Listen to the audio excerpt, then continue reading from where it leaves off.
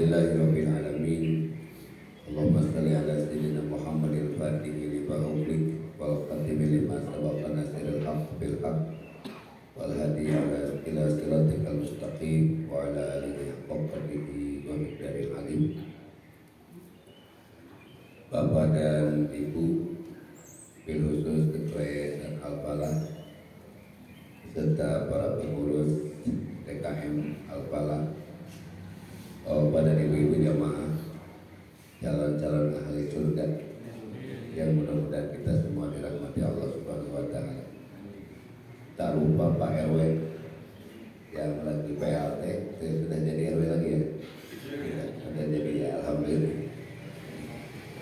PLT yang sudah jadi RW lagi ya, beliau alhamdulillah. PLT. Kalau RW mah nggak ada PLT-nya Pak. Seumur hidup. RW abadi itu.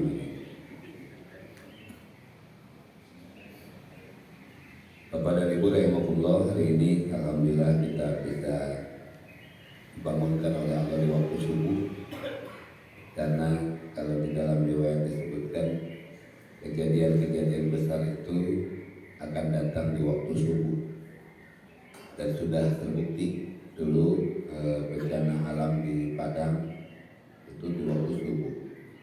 Tsunami Aceh itu jam 4 pagi di waktu subuh, dan dikabarkan bahwa kiamat itu juga akan datang di hari Jumat di waktu subuh.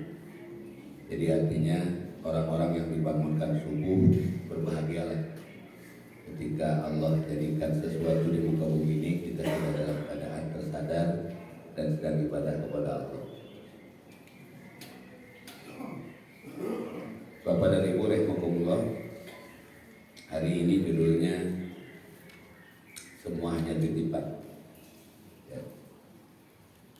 Semua hanya titipan. Jadi termasuk diri kita adalah titipan. Kemudian Allah Subhanahu wa taala mengingatkan dalam surat At-Takasur, A'udzubillahi minasyaitonir rajim. Alhaqumut takasur hatta zurtumul maqabir.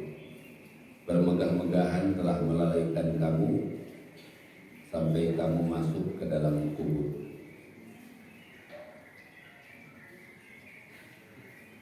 Kalau disebutkan di situ al-hakumut takasur, al-hakum itu berarti aisagonakum anto'ati rabbikum.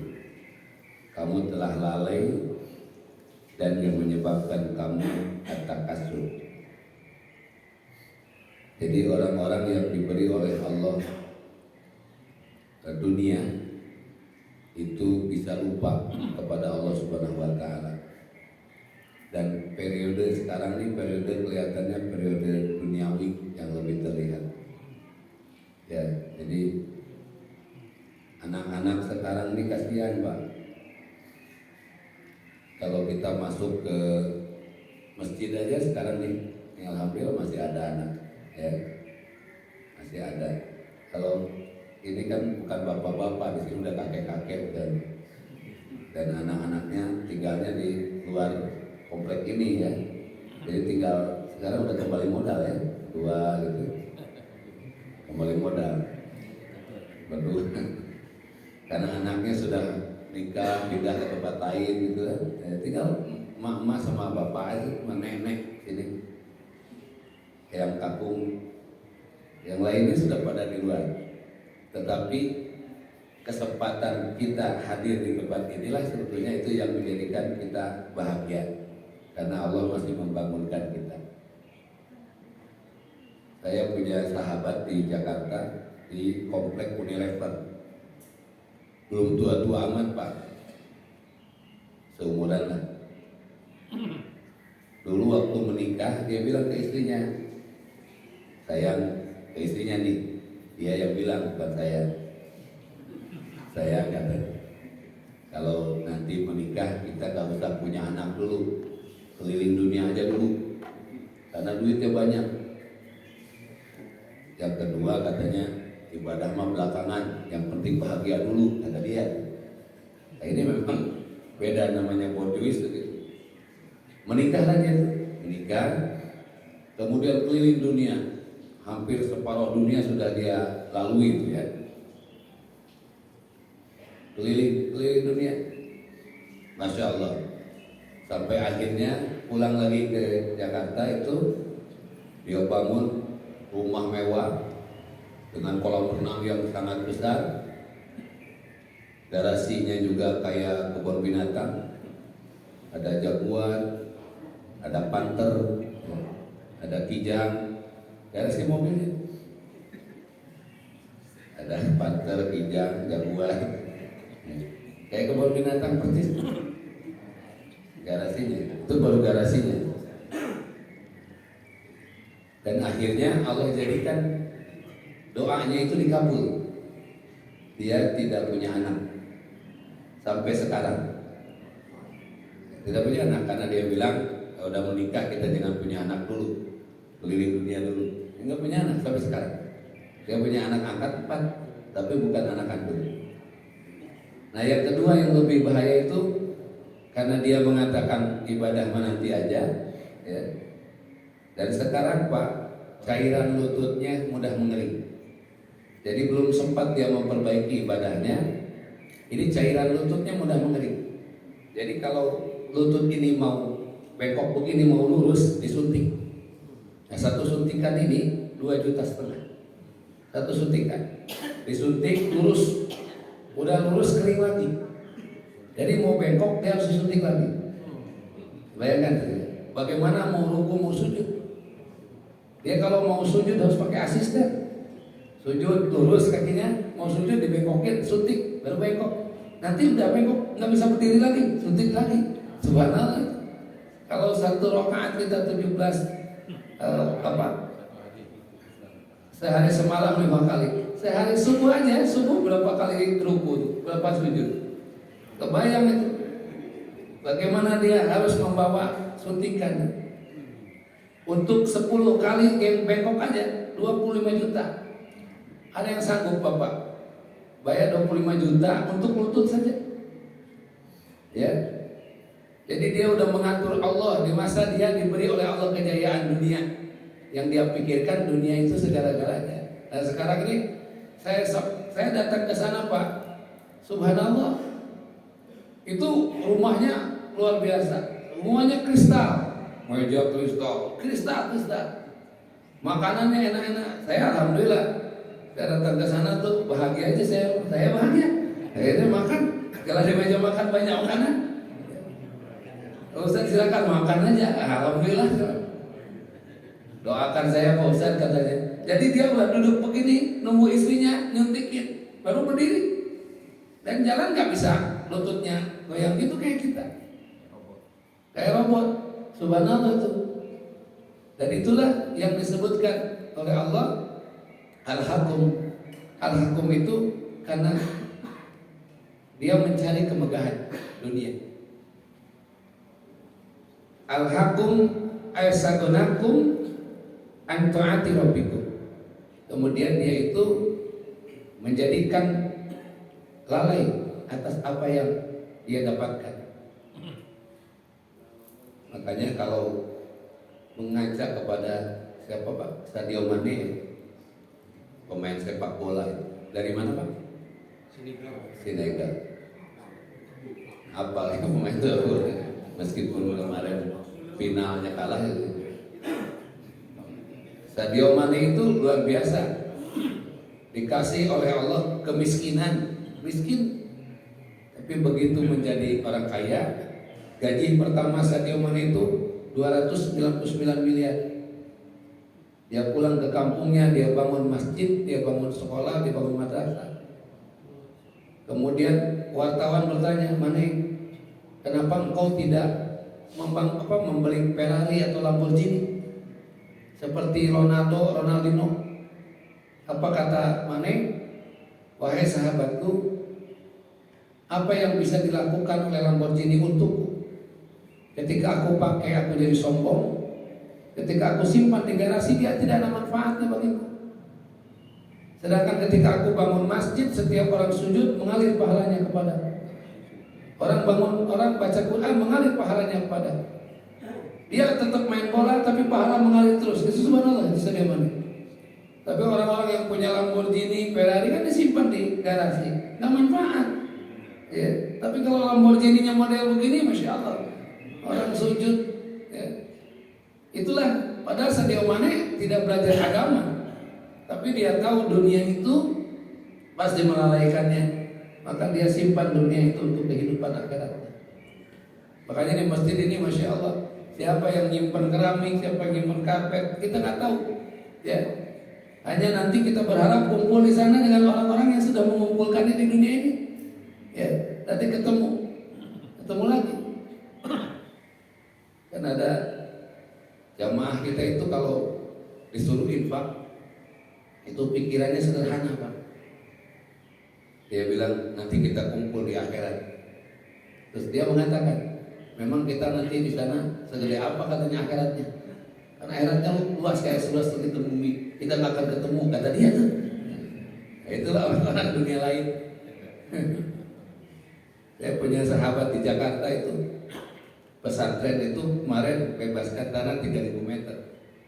1 meter itu 500.000. Orang Batak yang punya tanah. Saya telepon dia, Pak Haji, ini tanah yang di tengah pesantren mau dibebaskan. Oh, mau jual tan? Iya. Ini ngasih tahu aja ke Pak Haji, buat tanah ini mau dilepas oleh dia. Alhamdulillah kata dia. Iya Pak Haji. Berapa dia minta tan? 500. Jadi 1,5 miliar. Ayo udah Ustaz. Kapan dia minta? Ya seminggu Pak. Oh seminggu ya. Ya udah. Besok aja suruh notaris dia bilang gitu. Dia bilang Pak, ini kami baru ngasih tahu kalau tanah ini mau dijual. Dia bilang, demi Allah Ustaz, hari ini saya pegang uang. Jika saya merubah niat saya, nanti malam saya meninggal, uang ini hisab buat saya, siapa yang tanggung jawab? Masya Allah. Padahal tidak ada niat mau nyumbang, hanya kita kasih tahu bahwa ini tanah mau dijual. Itu kalau orang sudah girohnya untuk tabungan akhirat, sudah tidak ada beban baginya. Kalau kita kan pikir, masuk ke kotak amal 2.000 tutupin abang, takut ketahuan. Begitu 50.000 dia mau temen, ada apa? Susah masukinnya, dia ada gocap. Ajib kan? Kalau hari Jumat itu kan masukin 50.000 itu kan normal yang biru ujungnya, biar tetangganya sebelah tahu, oh gocap gitu ya. Nah itulah kita. Saya sudah pernah bahas dulu di sini ya. Kalau bisa DKM bikin kotak amal tuh beratnya 50 kilo, ya. 50 kilo pakai sensor, pakai roda. Kalau duitnya, kalau nggak dimasukin duit, diam dia. Kalau misalnya jamaah nggak bawa duit kan bingung, digeser susah, diangkat berat, ya kan? Temannya ngomong, apain diam aja itu pecelengin? Nggak bawa duit tuh, nah gitu tuh, pinjam dulu, pinjam tuh. Kalau duitnya 2.000 dia jalan, tapi pelan jalan. Kalau duitnya 50.000 jalan agak kenceng, lumayan tuh ya, yang kelihatan. Ya, kalau bisa begitu Pak, kotak amalnya besar berat gitu. Jadi semuanya pasti berinfak. Kok maksa Ustaz? Dipaksa. Ke WC aja kalau nggak bawa duit nggak bisa masuk sekarang. Iya nggak? Malu kita ke toilet tuh ya, ada penjaganya duduk di situ. Penjaganya. Malu kita itu kalau nggak masuk, nggak bawa duit malu. Masa permisi numpang dulu ya? Nggak ada, lebih baik nahan gitu. Ya. Ini mau masuk surga berat. Subhanallah. Intinya al-haqqumut takasur, lalai kita. Kemudian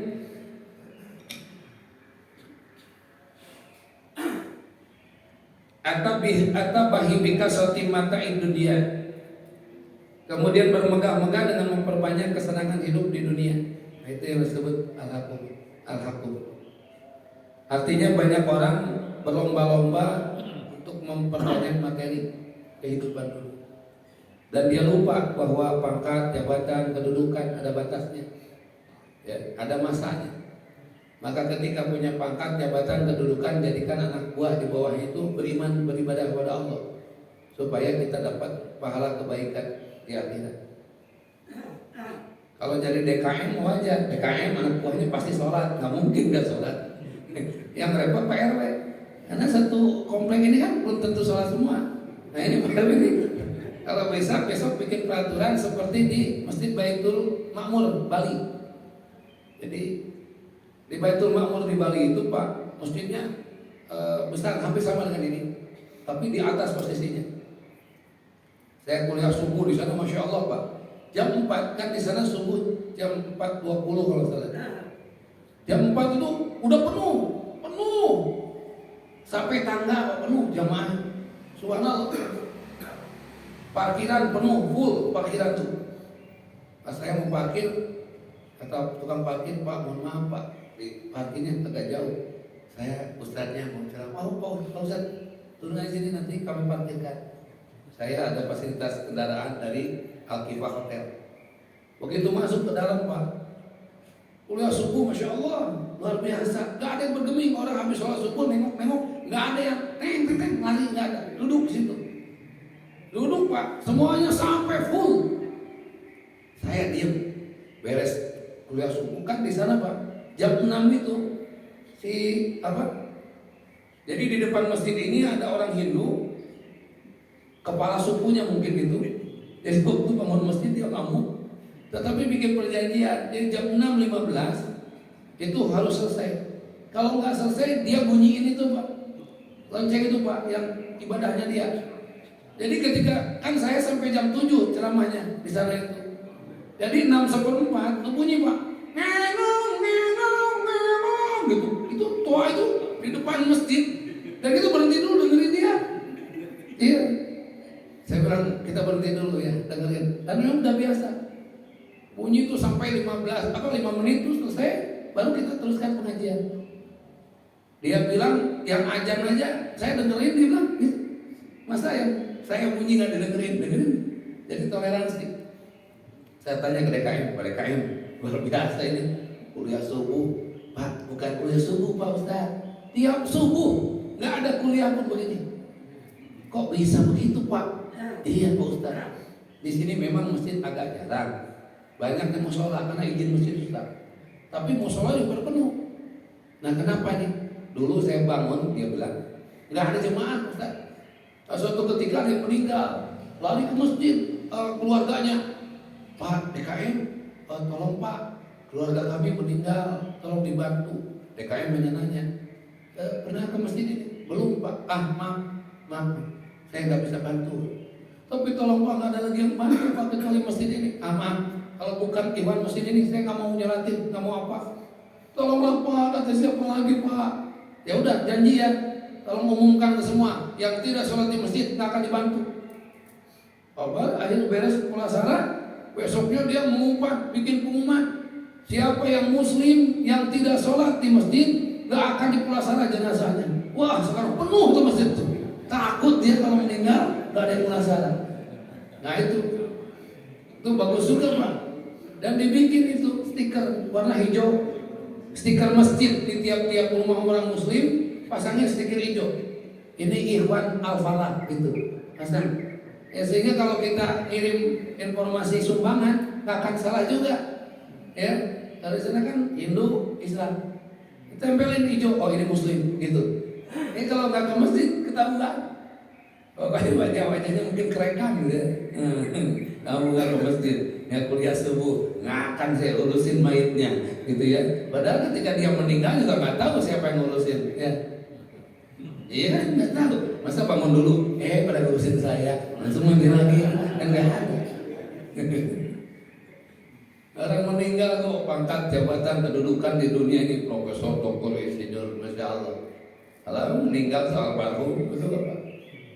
Kalah sama ayam nggak punya jabatan, meninggal banyak jabatan, gelarnya banyak, ayam bakar, ayam goreng, ayam geprek. Ada ayam taliwang. Ayam nggak punya gelar, banyak jabatannya ketika udah meninggal. Kita udah meninggal almarhum doang. Ya. Maka itu penting bagi kita merumuskan bagaimana dunia ini. Boleh Ustaz kaya, wajib. Kaya itu wajib kaya tuh. Karena dengan kekayaan bisa bangun ini, dengan kekayaan bisa bantu banyak orang. Tapi Sayyidina Ali radhiyallahu anhu menyampaikan yang disebut dengan orang kaya adalah orang yang ketika dia hidup makmur, maka kiri kanan depan belakangnya, yang tidak bisa makan, yang tidak bisa sekolah bisa sekolah. Itu orang kaya. Jadi kalau kaya hanya untuk diri sendiri, berarti dia bukan kaya. Ya. Yang kaya itu kiri kanan depan belakang, yang tidak sekolah bisa sekolah, yang tidak bisa makan bisa makan.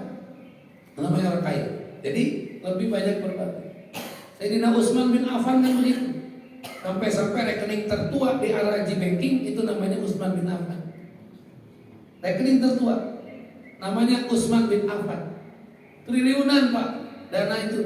Bang Al-Rajhi itu hanya dari kebun kurmanya Sayyidina Utsman bin Affan. Ketika dulu ada seorang Yahudi yang punya sumur ya. Siapa namanya Yahudi itu? Bapaknya lu ingatnya perempuan mulu sih. Yang perempuannya lupa katanya. Alhamdulillah.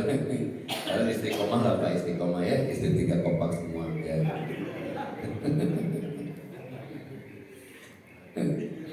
Ada sebuah sumur sumur orang Yahudi ya. Saya juga lupa namanya itu siapa ya. Jadi lupa, ingat perempuan. Ketika Madinah dilanda kekeringan, kemudian apa yang terjadi? Ada satu sumur. Sumur itu subur airnya dan semua penduduk Madinah ke sana. Ternyata dibikin tarif yang mahal tarifnya. Karena tarifnya mahal, mengeluhlah para penduduk Madinah itu datang kepada Rasulullah. Ya Rasulullah, sungguh kami sedang kekeringan dan tidak punya air. Bagaimana ini ya Rasul? Sedangkan ada sumur itu dia jual mahal. Kemudian Rasulullah SAW terdiam dan menyampaikan, wahai sahabat, siapa yang sanggup membeli sumur itu, maka aku jamin surga. Karena yang punya uang hanya Sayyidina Utsman. Sayyidina Utsman berdiri, ya Rasulullah, aku yang akan membelinya. Datanglah Sayyidina Umar bin Utsman itu kepada orang Yahudi ini dan mengatakan, wahai orang Yahudi, saya akan beli sumur ini. Kemudian dia mengatakan, tidak, ini sumur penghasilanku, gak akan aku jual. Aku tidak akan menjual sumur ini. Maka engkau belilah air tiap hari kepadaku. Penduduk sini sudah beli kepadaku. Enggak, aku ingin beli sumurnya, bukan beli airnya. Tapi Sayyidina Utsman itu Pak, negosiator umum. Kemudian dia bilang, begini saja, boleh gak aku beli setengah? Maksudnya gimana? Setengah sumur aku beli dengan harga satu sumur. Boleh. Maksudnya gimana? Hari ini jadwal air untukku, besok untukmu, ya, lusa untukku dan lusa untukmu. Mau? Ya, deal, dibayar Sayyidina Utsman. Pada waktu Sayyidina Utsman jadwalnya diumumkan kepada seluruh penduduk Madinah, ambillah air ini sepuasnya, silakan, sepuasnya. Semua ngambil air sepuasnya. Datang orang Yahudi itu, kenapa? Jadwal dia nggak ada yang ngambil air, ya mahal ya. Sayyidina Utsman digratiskan. Mamuk deh, Utsman, tega engkau Utsman, tega apaan? Katanya engkau pembeli setengah, tapi kenapa jadwalku nggak ada yang beli? Ya terserah engkau, aku kan nggak jual, aku gratiskan ke masyarakat. Akhirnya dia menangis, beli aja lah semua dengan kebun kurmanya. Dibelilah oleh Sayyidina Utsman tuh menjadi kebun kurma Utsman. Dibeli dan sepertiganya buat keluarga Utsman, sepertiganya buat perjuangan Rasulullah SAW, sepertiganya disimpan untuk orang-orang yang membutuhkan. Nah itu yang disimpan dulu, masuklah di rekening Al-Rajhi sekarang. Jadi triliunan. Jadi kalau kita kurang duit boleh ngajuin ke sana. Insya Allah ya. Saya tidak tahu jaminannya diterima atau tidak kan ya. Karena butuh orang-orang juga. Nah jadi disebutkan hatta jurtumul maqabir. Kemudian kesenangan itu juga tergantung sudut pandang. Nah saya tanya, orang kaya bahagia nggak Pak? Belum tentu. Kenapa belum tentu? Karena kita belum kebagian kaya. Gitu. Kalau kita udah kebagian, insya Allah bahagia. Orang kaya itu kan sampai dibeda-bedakan sekarang apa? Ini orang kaya duduk dengan orang-orang ngaji, tahu-tahu kentut. Orang kaya kentut. Apa kata orang sebelahnya? Bapak lagi kurang sehat ya. Jadi ya, orang kaya. Pas orang miskin yang kentut, kamu ini kan tahu diri, pergi sana, bawa amat, beda miskin. Itu kuburannya jadi bedain. Orang kaya dalam kuburannya Pak. Kalau orang miskin kelas 3, dangkal, kakinya sebagian keluar. Karena yang galinya malas-malasan.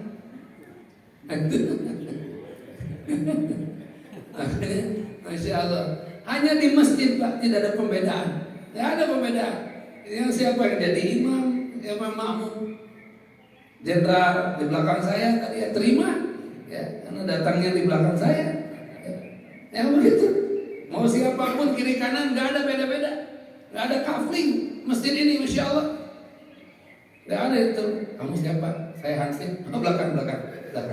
Ini golongan jenderal ini. Nggak ada. Ya.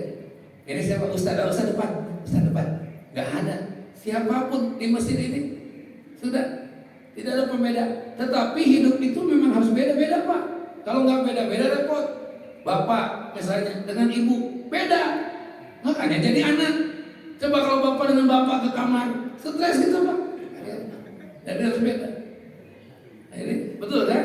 Makanya sekarang beda itu penting. Beton ini kan beda-beda. Ada pasir, ada air, ada semen. Kalau semen semua nggak akan jadi beton. Yang penting itu kebersamaan. Kita beda. Ini pangkatnya ini semua ini satu dalam satu masjid ini punya kebersamaan. Kata yang punya uang bangun masjid ini, ayo harus marmer. Kata yang nggak punya uang, saya bagian apa Pak? Ya bagian gotong lah dari luar ke sini. Dan itu juga sama kebersamaan. Itulah itu. Maka disebutkan di sini kaya itu adalah sudut pandang. Banyak orang menghayal, aduh kalau jadi menteri enak ya, kemana-mana dikawal, duduk aja ditungguin. Pak Menteri lihat kita stres Pak Menteri, enak ya, jadi orang merdeka katanya, kemana-mana anteng, tidur dimanapun mantep. Kita tidur, makan di warteg aja kita pusing kata Pak Menteri. Nah itulah sudut pandangannya. Tukang beca lihat kita mungkin enak, kata kita ke tukang beca. Bapak pernah ke tukang beca di sana tuh, di Pasar Kembang, ya tidur kakinya ke atas, kepalanya ke bawah, mulus saja, biasa aja, enak. Iya, nah, itulah itu cara pandang doang Pak. Makanya orang kaya itu kata Sayyidina Ali, orang kaya bukan orang yang melimpah dunia, tapi orang yang selalu merasa cukup dengan apa yang diberikan Allah kepadanya. Seperti kita hari ini, kita gunakan kekayaan kita untuk ibadah. Kenapa? Karena Allah berikan tubuh ini sehat. Kita bersyukur kepada Allah. Itulah disebut orang kaya. Kaya yang hakiki. Setiap apa yang kita punya dijadikan ibadah kepada Allah. Bersyukur kita. Masih bisa ruku, bisa sujud. Subhanallah. Ya. Karena ada orang yang tadi itu dunia melimpah. Orang kaya tutup pintu, gerbang semua ditutup. Kalau ada orang ketuk pintu takut. Ke masjid nggak mau, diajak ini nggak mau, Pak RW udah ketok-ketok juga nggak dibuka, meninggal, biarin Pak, suruh mandi sendiri, ngebungkus sendiri, ke kuburan acok-acokan sendiri, dia udah sombong, merasa dengan dunianya dia akan selamat, padahal dunia boleh kita cari dan kita wajib jadi orang kaya, wajib, karena dengan kekayaan itu kita bisa membantu banyak orang. Makanya saya kurang setuju kalau ada ustaz mengatakan jangan jadi orang kaya nanti hisabnya berat. Ya saya pikir jadilah orang kaya supaya bisa banyak sedekah. Jadi hisabnya tertutup dengan sedekah. Ini orang miskin nggak punya apa-apa, ya bingung ibadah jarang, terus gimana bahagianya? Terus di sana katanya orang miskin mah insya Allah bersama Nabi di surga. Nabi, iya bersama Nabi yang mana miskinnya? Kadal fakru ayakuna kufruan. Kefakiran itu mendekatkan kepada kekufuran. Maka jadilah orang kaya. Nanti saya numpang, ya, dia numpang kaya. Kemudian Rasulullah SAW menyampaikan, ini boleh diminum ya? Belum ada yang mempersilahkan. Alhamdulillah. Silakan diminum Pak. Silakan. Ya. harus bersama-sama. Enak jadi ustadz tuh duduk ya, minum, siapin nanti makan, siapin di tempat lain Pak. Kalau sini insya Allah juga sama ya. Kemudian Rasulullah SAW menyampaikan irhamu salasatan minan nas, sayangilah 3 golongan manusia. Nah ini nih, kalau 3 golongan ini harus disayang kata Nabi. Siapa mereka? Yang pertama azizan jalla, orang yang terhormat yang jatuh hina. Yang terhormat jatuh hina. Misalnya ada pemimpin karena ke masyarakatnya kurang dekat ya, ada somse misalnya, begitu meninggal dia tidak dihargai sama sekali. Nah ini harus disayang kata Nabi, karena khawatir dia malah lepas imannya hanya karena banyak mengolok-olok dan sebagainya. Azizan jalla, orang-orang yang diberi oleh Allah kedudukan di dunia, tetapi kedudukannya tidak digunakan untuk bermanfaat kepada umat, kemudian rontok, jabatannya turun, kedudukannya turun, dia tidak ada nilainya sama sekali.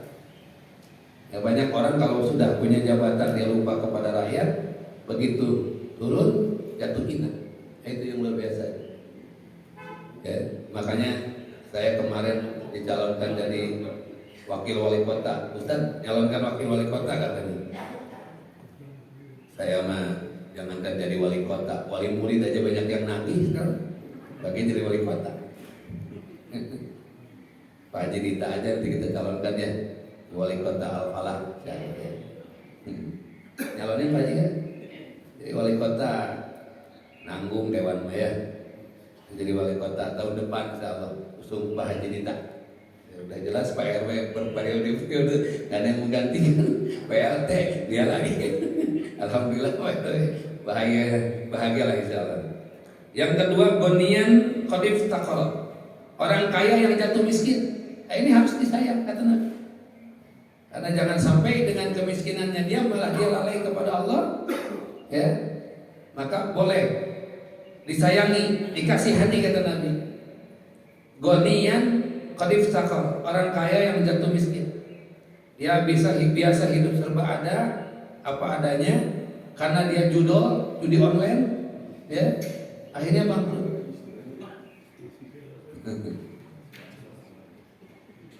Di Pengadilan Negeri Bogor, sini Pak dekat kita, tercatat sekarang sudah sampai 1.700 perceraian karena judi online dan pinjol.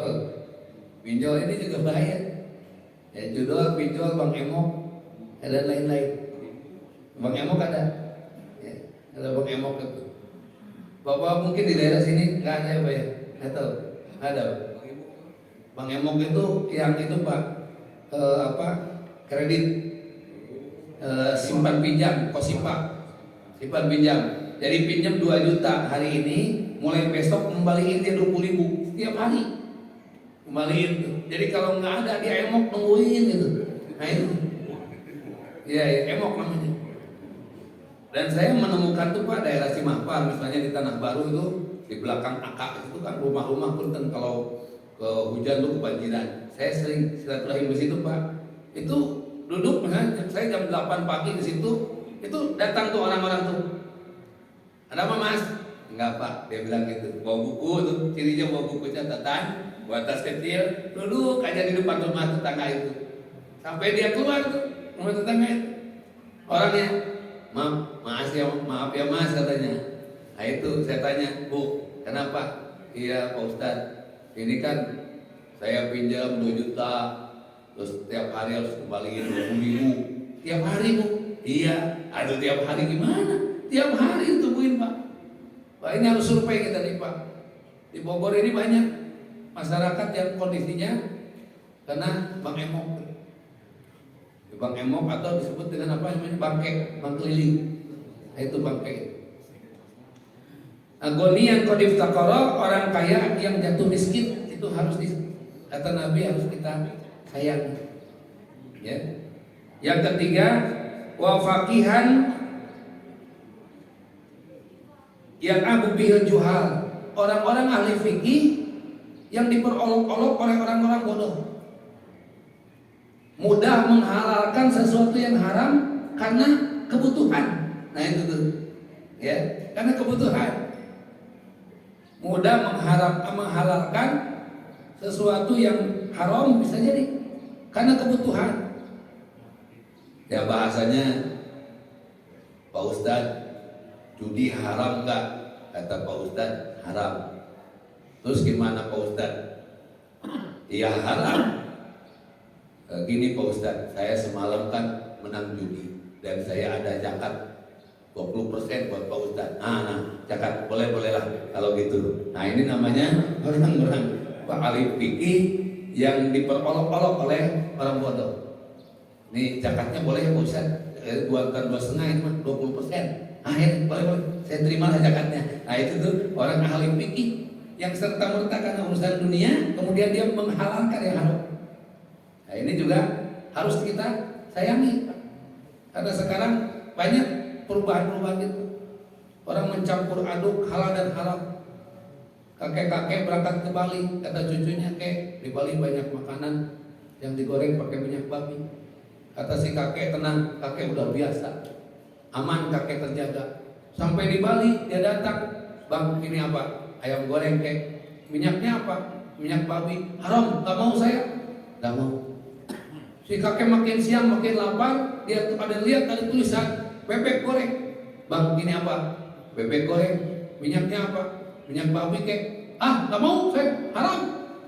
Sampai sore si kakek pusing kepalanya karena lapar. Dia lihat ada warung tulisannya babi goreng. Nah si kakek datang, ini apa bang? Babi goreng minyaknya bimoli. Ini aja, ini boleh. Yang penting bukan minyaknya.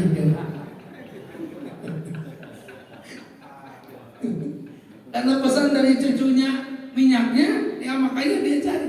Ayam goreng minyak babi haram. Bebek goreng minyak babi haram. Babi goreng bimoli halal. Karena dia tahu di bimoli ada tulisan halal. Aman dia. Udah yang dimakan babinya. Nah itu. Nah kita ini kadang-kadang nah itu yang disebutkan ahli fikih yang diolok-olok oleh orang-orang bodoh. Mudah sekali menafsirkan sesuatu dengan urusan akhirat itu. Hati-hati makanya. Kemarin ada orang maksa nikah Pak, ya.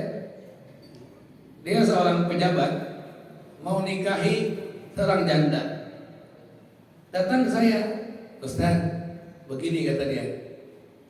Kalau seorang janda kan tidak boleh tidak harus izin sama ayahnya. Iya. Betul? Iya betul. Kalau gitu saya nikahin saya minta dinikahkan saya. Tapi ayahnya masih ada.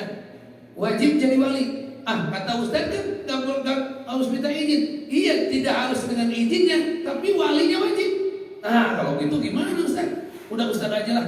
Berapa? 5 juta cukup gak untuk jadi wali katanya? Ya gak beda Pak. Saya bilang saya bukan bapaknya. Ustaz bisa lah. Ustaz yang lain bisa. Ustaz yang lain aja. Enggak, saya pengen Ustaz Dadang. Nggak ada Ustaz Dadang nanti pergi. Udah aja. Cuma 5 juta. 50 juta juga saya timbang-timbang. Gitu ya. Nah itulah kalau orang ahli fikih. Karena 5 juta misalnya nggak mau, misalnya timbang-timbang. Nah itu yang disebutkan ahli fikih yang dipermainkan, diolok-olok oleh orang bodoh. Maka kalau kita punya keyakinan, saya bilang saya datangi orang tuanya Pak. Jangan Ustaz, dia galak. Saya bilang berani ke anaknya masa nggak ketemu bapaknya? Itu. Udah saya berangkat jauh Ustaz di Bengkulu, ongkosin saya berangkat sana. Yang penting bapak bisa halal. Ribet juga ya Ustaz nikah katanya. Iya ribet menurut bapak. Saya bilang masa nikahin anaknya nggak kenal bapaknya kan aneh. Udahlah Ustaz katanya. Berapalah Ustaz? Semuanya nggak usah pakai surat, yang penting sah dulu. Iya beda, saya bukan walinya. Ayah wahai. Ya. Nah itulah Pak, kadang-kadang dan bahasa dia lucu lagi. Ustaz, daripada saya berjinah terus sama dia, saya ente ama ayah wahai. Maksudnya Bapak kenapa? Ya kan saya kalau ketemu dia jinah terus Ustaz ikut dosa. Ayah wahai, ente nomor aku kan udah pusing. Saya bilang nggak ada. Ongkosin saya ke Bengkulu. Ya. Sampai sekarang dia bingung, gimana ya Ustaz? Saya bilang anaknya mau, bapaknya nggak mau, kan aneh. Ini orang-orang ahli fikih yang diperolok-olok oleh orang bodoh. Jadi kadang-kadang hanya karena dunia sedikit, dia dapat misalnya 5 juta, sakit perut, bawa ke dokter, nama 12 juta 5 hari, sama aja. Kacau. Jual beli ayat, wala tastaru bi ayati samanan qalila.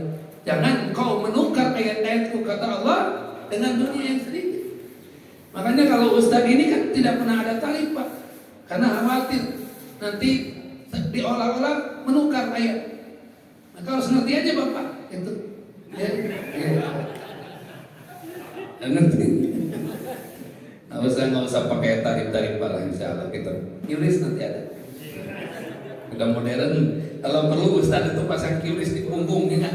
Iya, atau di jidat dia kan? Begitu kata Pak, ini Pak mau izin Pak nomor rekening. Ini nih, buka ini. Ada QRIS di sini. Silakan. Cap QRIS. Nanti dibikin lah sama Pak RW. Ya. Ke BSI dicap gitu. Jadi kalau Ustaz modalnya ke Ustaz QRIS kan ya masjid aja QRIS gede ya. Itulah luar biasa ya. Kemudian agama menganjurkan bahwa orang kaya itu yang hidupnya merasa cukup dan orang miskin adalah orang yang selalu merasa kurang. Jadi kalau kita butuhnya hanya duniawi, ya pasti selalu kurang. Maka ketika seseorang diberi oleh Allah kelebihan dunia, kemudian dia banyak ibadah kepada Allah, maka itulah dunia yang akan menyelamatkan. Ibu,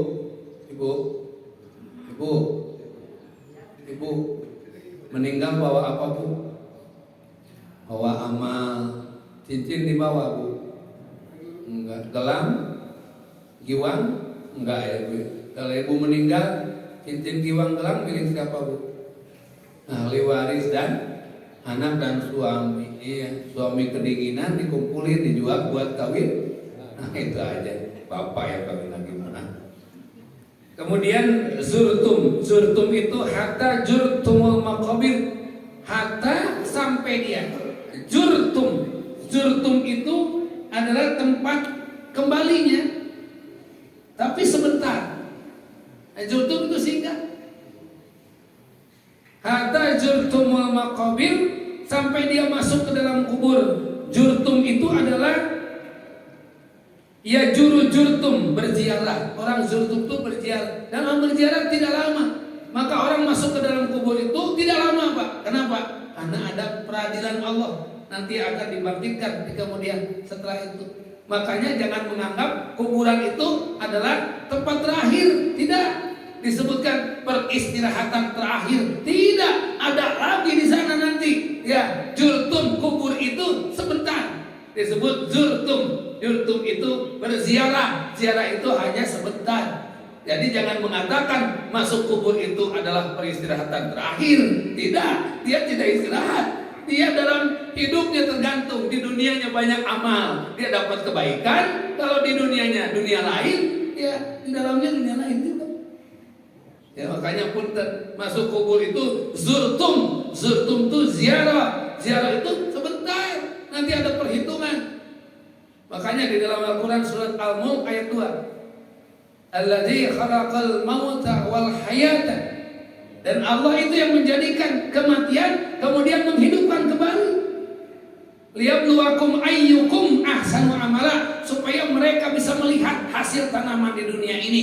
Ahsanu amala, setiap amal-amal yang baik dia di dunia ini. Kayak zurtum disebutkan hatta zurtum tumul maqabir. Zurtum itu sebentar, nggak lama di dalam kubur itu insya Allah ya, nggak lama ya. Ada yang mungkin ratusan tahun, tapi nggak lama. Dan kita nungguin, kita nggak tahu kapan. Kemarin kita menguburkan saudara kita, ya kan, masuk dalamnya. Kita di sini, kita nungguin. Kemarin waktu di Bandung Pak, ada seorang profesor guru besar meninggal. Saya diundang ke sana untuk, sebetulnya malamnya itu saya sudah diundang, saya berangkat ke Bandung. Ternyata meninggal pagi-pagi itu dikuburkan. Rumahnya mewah, vilanya juga beberapa villa, ya. Jalanlah kita, ada kurang lebih Pak 300 mobil yang mengiring itu. Saya di ambulan dengan istrinya, ya, istrinya depan, saya di depan jenazah. Karena saya udah dekat dengan beliau. Nah, masuklah ke Garut. Garut jauh Pak, dari Bandung ke Garut diiringi sampai 2 patwal, depan belakang sampai masih tercecer, 300 mobil penuh. Ternyata di Garut itu masuk ke Cibatu. Ada orang Garut sini? Cibatu, ya. Cibatu itu masuk ke gang. Pas mobil Pak, saya tanya ke istrinya, Bu, ini mau dibawa kemana Bapak? Ke kuburan Pak Ustadz. Dia bilang, kuburannya di sini Bu. Iya, ada di sana katanya kuburan keluarga. Keluarga siapa Bu? Ya keluarga orang. Ya pokoknya kuburan aja. Masuk kebun bambu. Saya bilang, Bu, Ibu bahagia hidup sama Bapak? Bahagia Ustaz, saya merasa kehilangan. Oke, apa saja Bu yang Bapak punya di dunia ini? Rumah ada, villa ada.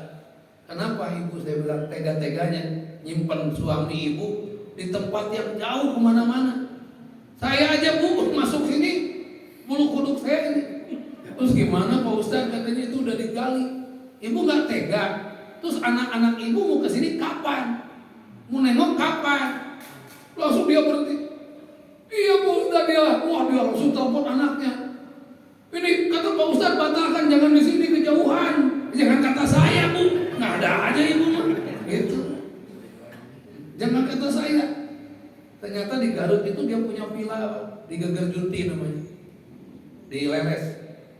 Saya bilang, Ibu ada villa dari sini? Ada kan keluarga kita di sini Pak Ustaz. Ibu ada villa? Ada, tempat berkumpul keluarga. Kalau berkenan boleh nggak Bu? Saya bilang di villa itu. Oh gitu Ustaz. Ya udah, si Ibu tenang. Benar juga Ustaz ya. Nanti kalau Lebaran kan kumpul bisa. Iya, terus kesini siapa? Kapan? Akhirnya dengan izin Allah tuh dia telepon anaknya, rubah rute katanya, dipilih aja. Akhirnya dibawa. Tukang kubur stres, udah digali. Gimana nutupnya gimana? Wah ini gara-gara Ustaz. Alhamdulillah kembalilah mobil itu, wah macet total, gitu ya. Sampai patwal bingung. Saya bilang ke patwal, tenang Pak, Bapak dapat garansi jaminan. Saya udah ngomong dapat bonus tambahan gitu ya. Ya siap Pak Ustaz, saya mah tergantung perintah. Iyalah, dapat bonus minimum bakso aja mah. Akhirnya penggali kubur dibawa duluan, pindah ke villa di Geger Junti. Sekarang Pak, mereka itu kalau Lebaran atau kalau Minggu gini ke sana ke Garut telepon, Ustaz kami di villa sambil ziarah. Enak saya bilang. Bapak yang modalin bikin villa sekarang disimpan di bawah pohon bambu. Orang lewat aja takut. Kalau gitu kan aman. Tiap ke villa, masya Allah, begini di situ anaknya bisa tiap hari bersilaturahim, kemudian nemuin makamnya. Kan setidaknya jangan takut sebilang dengan makam. Apalagi kalau orang tua ditakuti. Nah kita juga ikut cerminan nih bapak-bapak punten ya, yang bapak-bapak rumah di sini mewah, betul dibawa ke kebun bambu. Ya. Kalau di sana masih aman lah, tapi kan nggak ada yang nengok juga Bu ya. Orang nengok ke sana pusing juga. Ayo bikinlah taman buat keluarga gitu ya. Bikin kapling, insyaallah. Saya alhamdulillah sudah ada kapling, tapi udah ada namanya sih, Dadang Waliullah gitu karena wafat titik-titik gitu aja. Jangan ada yang iseng nulisin ditulisin sama dia iseng ya. Baik Bapak dan Ibu, karena waktu sudah menunjuk belum ya? Belum sampai zuhur ya, insyaallah. Dari lupa yang tadi mana. Jadi zurtum itu sebentar singgah di dalam kubur. Kemudian ayumutum wadufintum pil kubur, sampai kapan? Sampai kamu mati, kemudian kamu baru sadar bahwa kamu sedang berakhir dari perlombaan dunia. Kalau berlomba dunia, ujungnya kematian. Bagaimana dengan kekayaan itu? Nah, digambarkan oleh kekayaan oleh Allah melalui kekayaan Nabi Sulaiman.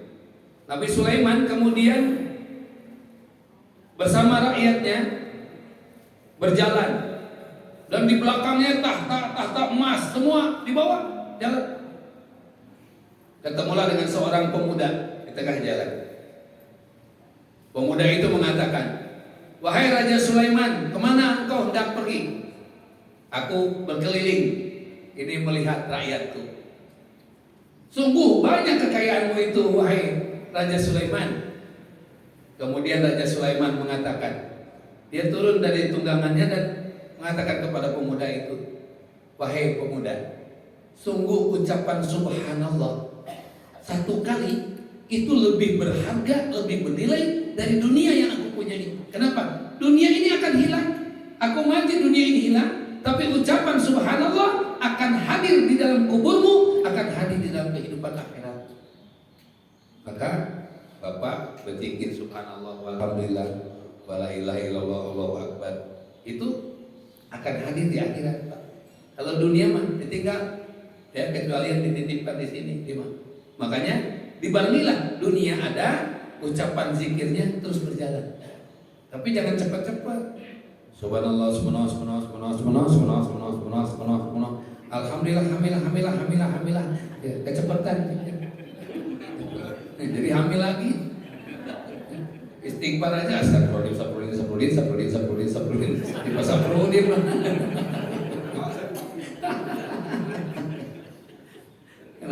Jangan kecepatan lah zikir. Masa ngobrol sesama manusia aja kita bisa lama sejam setengah ngobrol, betul gak?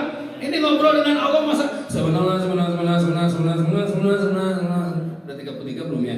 Subhanallah belum ya? Ayo, udahlah. Alhamdulillah, hamilah. Coba itu ngobrol dengan Allah, ya? Subhanallah. Mau 11 kali, yang penting ada kalimatnya yang baik. Ya, mau 33 bagus, sunnah. Yang terlalu cepat. Maka konsep hidup itu ketika Nabi Sulaiman menunjukkan kekayaan yang begitu melimpah, pemuda itu mengatakan, "Sungguh besar, sungguh banyak kekayaan wahai Raja Sulaiman." Apa kata Nabi Sulaiman? "Sungguh ucapan subhanallah satu kali bisa menyelamatkan kamu dalam kubur dan kehidupanmu di akhirat." Artinya imbangi dan beribadah. Terakhir saya sampaikan pesan Nabi bahwa di dalam Al-Quran Allah Subhanahu wa Ta'ala telah mengingatkan surat Az-Zariyat ayat 56, "Wa ma khalaqtul jinna wal insa illa liya'budun." Nah, kalau sekarang saya tanya Bapak, Bapak asli mana, Pak? Ya? Aceh. Baik. Ongkos ke Aceh berapa, Pak? 4 juta, baik, 4 juta. Jika Bapak mau naik pesawat ke Aceh, ya, Bapak naik pesawat ke Aceh nih jam 10 pagi. Jam berapa Bapak harus ada di bandara?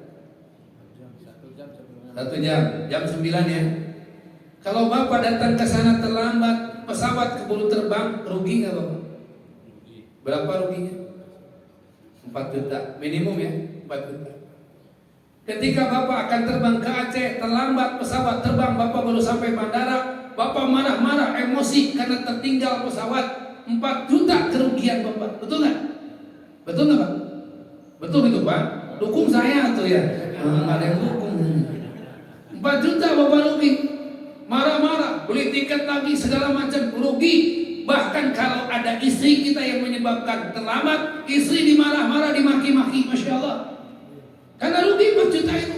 Gara-gara kamu dandan kelamaan, jadi macet di jalan. Sopir dimarahin, kamu juga nyetir kayak apa? Salah belok, wah semua habis 4 juta Pak. 4 juta. Tapi ketika panggilan Allah 27 derajat sholat berjamaah, 27 derajat, kemudian kita terlambat, kemudian diam saja tidak merasa rugi, Masya Allah. Aneh. 4 juta kelihatan angkanya, 27 derajat nggak kelihatan angkanya. Nggak ada yang marah sama istrinya, gara-gara kamu tidur semalam, aku nggak bisa sholat subuh. Nggak ada, malah Pak nggak sembuh, kesini aja ya sayang ya. Itu doang, udah. Nggak ada yang gara-gara kamu nih ngajak keramas, jadi begini. Misalnya begitu, nggak ada. Ini 27 derajat Pak nilainya, Masya Allah. Setiap langkahnya menggugurkan dosa, langkah yang satu menaikkan derajat. Tapi jarang orang menyesal kalau dia tidak melaksanakan ibadah berjamaah itu. Jarang, karena tidak kelihatan angkanya. Kalau setiap orang sholat dapat dari ketua yayasan 5 juta, penuh di masjid Pak. Iya, 5 juta. Karena kelihatan angkanya, 4 juta kelihatan angkanya. Sehingga dia kecewa kalau 4 juta itu menjadikan sebuah kerugian. Tapi 27 derajat di sisi Allah dengan sholat berjamaah di masjid bersama, dia merasa tidak rugi ketika tidak ketinggalan. Nah, ini kita penting, paradigma kita dirubah. Ya, jadi dimanapun kita kalau bisa jamaah, masuk jamaah. Untuk apa? Ada 27 derajat yang punya angka, dan angka ini yang luar biasa, yang tidak didapatkan dari yang lain. Makanya akimis sholat. Saya kalau kuliah subuh ini Pak, minggu kelima itu di masjid Al-Ikhlas tuh di Bantarjati ada IDI itu, Ikatan Dokter Indonesia. Saya datang lebih awal, di sini lah. Tapi kalau sana buka pintu saya, buka pintu, saya datang jam 4. Belum ada siapa-siapa. Saya ajar. Alhamdulillah. Oh, ajar. Wah itu, alhamdulillah. Kan udah sepuh-sepuh Pak. Beda lah di sini. Kalau sini tua-tua, sana sepuh-sepuh. Sana. Sana sepuh-sepuh, ini tua-tua. Alhamdulillah. Iya, ini tua-tua, sana sepuh. Ya. Beda lah, sepuh sama tua beda. Sana sepuh-sepuh, ini tua-tua. Ya, alhamdulillah. Jadi kalau udah azan pasti suruh jadi imam. Udah imam ceramah itu komplit Pak. Udah ceramah yang lain makan saya suruh pulang. Karena ada kegiatan lain biasanya. Kalau subuh kayak sekarang ada kegiatan di Sendang Barang, tapi jam 9 masih ada waktu, kalau ada ngasih makan diterima gitu aja. Jadi itu ya. Jadi intinya jangan sampai ada kesalahan menilai sesuatu. Ketika kehilangan tiket pesawat itu kita merasa rugi, tapi kehilangan pahala berjamaah kita biasa saja. Berarti ada masalah dengan iman kita. Disebutkan disitulah iman manusia itu adalah yazidu wa yanqus, bertambah dan berkurang. Maka setidaknya bergurulah kepada angka itu, meskipun tidak kelihatan, tapi kita yakin ini jaminan di hadapan Allah di dunia dan di akhirat. Demikian Bapak dan Ibu rahimakumullah. Kesimpulannya, mari kita sama-sama manfaatkan waktu yang masih diberi oleh Allah, mumpung kita ada kesempatan, karena kita tidak pernah tahu dari titik mana kelemahan kita. Hanya terakhir saya sampaikan contoh kebaikan aja. Saya mudah-mudahan menjadi berkahnya aja buat almarhum Bapak Odet, Wali Kota Bandung. Pak Odet meninggal di hari Jumat saat selesai khutbah Jumat, mau sholat Jumat. Pas mau berdiri sholat, beliau pingsan dan meninggal dalam keadaan berwudu setelah setelah khutbah di hari Jumat Sayyidul Ayyam. Al-Maghfirah almarhum Bapak Odet, seorang wali kota Bandung yang memimpin kota Bandung, meninggal dalam keadaan di waktu Jumat, sholat Jumat. Dan yang perlu Pak kita pahamkan, siapa sih Pak Odet itu? Ketika Pak Odet sudah meninggal, ternyata baru ketahuan Pak, semua anak-anak Pak Odet itu menghafal Al-Quran. Jadi kita harus berpikir, beliau seorang wali kota mengatur kota Bandung dan hampir tanpa krisis beliau yang ngatur. Tapi beliau pun pulang ke rumah harus menjadikan rumahnya itu surganya bagi dia di akhirat kelak, surganya di dunia. Anak-anaknya penghafal Al-Quran semua Pak.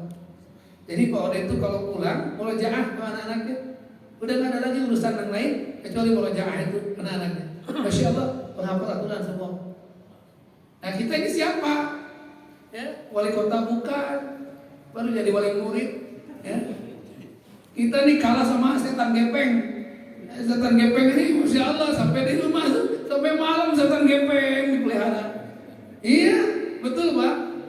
Tapi Pak Ustaz di situ kan ada Al-Quran, ada tapi jarang dibuka, itu doang. Ya, ada di sini ada Al-Quran, jarang dibuka. Dibukanya kalau perlu dalil doang. Ya. Makanya ini sesuatu lah. Saya belajar dari beliau, sekarang jadi saya malu. Kalau pulang ke rumah saya masih ngoprek handphone, malu. Saya panggil anak-anak saya, sayang, sudah ayat berapa? Gitu. Karena bapaknya juga stres. Kalau sudah jadi imam kan, ayatnya itu lagi. Walantum abidu nama abu, walan abidu ma'batu, walantum abidu nama abu, walan abidu ma'batu, walantum abidu nama abu, walan abidu ma'batu. Kemudian hukum nggak ketemu. Tapi ditepuk sama istrinya, Pak, balap dolir Pak. Repot kalau gitu. Bolak-balik. Maka konsepnya adalah setiap saat penuh manfaat, setiap waktu bertambah ilmu, lisan terjaga, amalan terpelihara. Mari kita bangkitkan semangat kita, insya Allah di penghujung waktu ini, karena kita sudah mulai tanda-tanda cahaya kubur sudah muncul dalam tubuh kita, yaitu uban. Ya, uban ini cahaya kubur, Pak. Karena orang yang punya uban itu akan bercahaya di kubur nanti. Ya, makanya bapak yang belum punya uban jangan tenang-tenang aja. Ya, ketika anaknya bertanya kepada bapaknya, Pak, kenapa bapak beruban? Kata bapaknya, dengerin ya, setiap kamu bikin masalah, tumbuh satu uban. Berapa ribu uban? Lihat ini, berapa masalah kamu lebih banyak. Si anaknya diam aja. Akhirnya dia lihat foto kakeknya. Pak, kenapa kakek ubannya lebih banyak? Berarti bapaknya banyak masalah sama. Itulah ya. Makanya anak sekarang pinter-pinter, Pak. Makanya kalau anak sekarang diajak ngobrol tuh kita harus jeli. Kalau nggak bahaya, kita yang kena sih malah kamu. Uban saya lebih banyak, kamu banyak masalah sama aku, kata bapaknya. Kata anaknya, kakek lebih banyak. Berarti bapak lebih banyak masalah sama kakek. Padahal itu urusan kehidupan. Maka selamatlah kepada yang sudah meninggalkan dunia hitam, ya. Putih semua gitu ya. Insya Allah. Dan kita juga lihat statistik, Pak, di Indonesia kemiskinan kita menurun. Ya, kita tidak terlalu bangga karena kakeknya miskin, anaknya miskin, cucunya miskin. Nah, itulah namanya kemiskinan yang menurun. Kalau bisa penghafal Quran yang menurun, nah itu bagus. Kakeknya hafal, anaknya hafal, cucunya hafal, itu luar biasa ya. Demikian, terima kasih. Ada pertanyaan? Tidak ada ya, alhamdulillah. Lain waktu kita dari jam 3 Pak kuliahnya ya, ini kurang waktunya kelihatannya ya. Demikian, terima kasih dan mohon maaf. Allahumma shalli ala sayyidina Muhammad wa sahbihi ajmain. Alhamdulillahirabbil alamin. Allahumma aftah lana abwabal khair wa abwaban ni'mah wa abwabas sihah wa abwabal quwwah wa abwabas salamah wa abwabal rizki wa abwabal barakah. Allahumma inna nas'aluka husnul khatimah wa na'udzubika min su'il khatimah. Ya Allah, ampuni dosa kami ya Allah. Jadikan apa yang kami lakukan hari ini ada dalam ridho-Mu. Tuntunlah kami ya Allah untuk selalu ada di jalan-Mu ya Allah. Berikanlah kebaikan kepada kami ya Allah. Jangan Kau jadikan kami menjadi ahli neraka-Mu, tapi jadikanlah kami menjadi ahli surga-Mu ya Allah. Ya Allah, ampunkan dosa kami, dosa mata kami. Apakah mata ini nanti akan melihat wajah-Mu di akhirat, atau mata ini yang meleleh karena dibakar oleh api neraka? Kami mohon ampun atas dosa mata kami, dosa lisan kami, dosa-dosa kami ya Allah. Ya Allah ya Rahman ya Rahim, ampuni dosa ayah ibu kami, ibu yang mengandung kami 9 bulan lamanya, melahirkan kami dalam keadaan menumpahkan darah, membesarkan kami dalam keadaan susah payah. Jika ada dosa ibu kami, ampunkan dosanya. Ampuni dosa ayah kami, ayah yang berjuang siang dan malam mencari nafkah untuk kehidupan kami ya Allah. Ayah yang jarang meneteskan air mata, ayah yang berusaha membela kami ya Allah. Jika ada dosa ayah kami, ampunkan dosa. Ampuni dosa ayah ibu kami yang telah mendahului kami. Lapangkan dalam kuburnya, jauhkan dari himpit dan siksa kubur-Mu. Kumpulkan kelak kami di surga-Mu ya Allah. Allahumma inna nas'alukal huda wa tuqa wal afafa wal ghina. Rabbi habli minas sholihin, Rabbi ij'alni muqimas sholati wa min dzurriyyati rabbana wa taqabbal du'a. Allahumma a'izzal Islam wal muslimin wa adil syirka wal musyrikin. Allahumma ansur muslimin wal mujahidin fi Palestin ya Allah. Tolonglah mereka di sana ya Allah. Selamatkan iman mereka ya Arhamar Rahimin. Rabbana atina fid dunya hasanah wa fil akhirati hasanah wa qina azabannar. Wa sallallahu ala sayyidina Muhammad wa alihi wasallam. Subhana rabbika rabbil izzati amma yasifun.